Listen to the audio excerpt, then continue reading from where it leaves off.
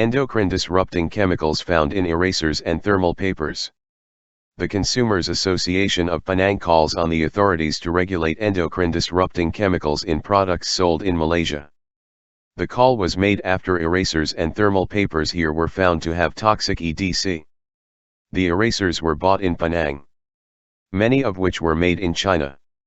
Some had fanciful features like funny shapes, cartoon characters, and fruity smells which could attract children to put them into their mouths.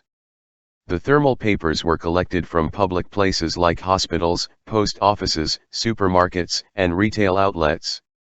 Out of 44 samples of thermal papers, 27 were found to contain bisphenol A and 13 samples had bisphenol S.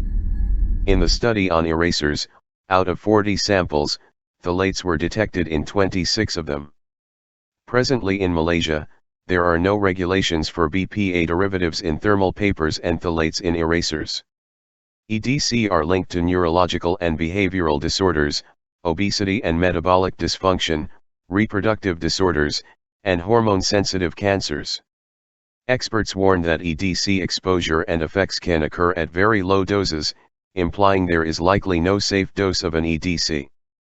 We need to prioritize the elimination of EDC that affect the most vulnerable, particularly women of childbearing age, the unborn fetus, and children. In view of its toxicity, CAP calls on the authorities to regulate endocrine disrupting chemicals in products sold in the country.